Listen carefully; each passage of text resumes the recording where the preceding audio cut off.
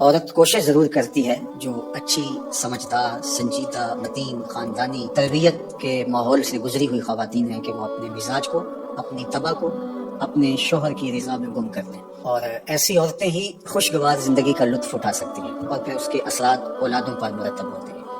اور مرد کے حقوق کو بیان کرنے کے لیے اللہ کے محبوب علیہ السلام نے جو تمثیل بیان فرمائی ہے اور جو پیرایہ گفتگو حضور نے اختیار فرمایا ہے، اس سے بہتر ہو ہی نہیں سکتا۔ ہوا اس طرح کہ صحابہ حضور کی خدمت میں حاضر ہوئے اور کہا کہ ہمارا اونٹ دیوانہ ہو گیا ہے۔ فرمایا چلو میں تمہارے ساتھ چلتا ہوں۔ صحابہ کہتے ہیں ہم ڈرے، چونکہ اونٹ جب دیوانہ ہو جائے تو پھر اس کو سنبھالنا آسان نہیں ہوتا، وہ سخت حملہ ہے۔ تو خیر حضور تشریف لے گئے، ہم بھی حضور کے ساتھ تھے۔ جو ہی دروازہ کھولا تو اونٹ دوسرے کنارے پر تک دوڑتا ہوا آیا۔ تو حضور کی زندگی کتنی قیمتی ہے، تو صحابہ کے سینوں میں دل تھر تھر کانپنے لگے، لرزہ برندام تھے کہ جانور ہے نقصان نہ پہنچا دے۔ تو کہتے ہیں وہ جب قریب آیا تو حضور کے قدموں میں سر رکھ دیا، اللہ اکبر، اور سجدہ ریز ہو گیا۔ تو جب اونٹ نے حضور کے قدموں میں سجدہ ریزیاں کی تو صحابہ جو پہلے ڈر رہے تھے اب ان کی کیفیت عقیدت اور بڑھ گئی کہ جانور ہو کے حضور سے اتنا پیار کرتا ہے، ہم تو سینے میں دل رکھتے ہیں۔ تو انہوں نے ایک جملہ کہا، نحن احق ان نسجد للنبی، حضور ہمارا جی بھی چاہتا ہے کہ ہم بھی آپ کو سجدہ کریں۔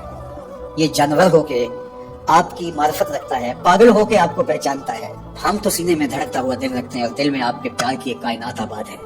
تو پھر ہماری پیشانیوں کے اندر بھی سجدے ٹپک رہے ہیں، ہم بھی آپ کو سجدہ کرنا چاہتے ہیں۔ تو آقا کریم نے فرمایا اگر میری شریعت میں سجدہ جائز ہوتا تو میں بیوی کو حکم دیتا کہ شوہر کو سجدہ کرے، لیکن کسی کے لیے سجدہ روا نہیں رکھا گیا۔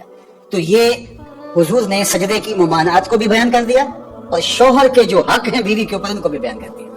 تو اس سے بہتر انداز گفتگو کا تکلم کا نہیں ہو سکتا جو اللہ نے اپنے محبوب کو عطا کیا۔ اسی لیے ایک دن میرے حضور علیہ السلام نے فرمایا انا افصح العرب، بات کرنے کا جو سلیقہ میں جانتا ہوں کوئی جانتا ہی نہیں ہے، گفتگو کا طریقہ جو میں جانتا ہوں وہ کوئی جانتا نہیں ہے۔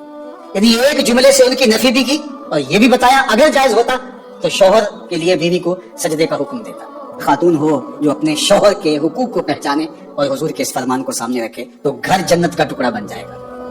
اور مرد کو حضور نے کیا نصیحت فرمائی، مرد کو کہا کہ عورت کی اگر کچھ باتیں تجھے ناپسند ہوں تو اس بات کو دیکھو جو تمہیں پسند ہو۔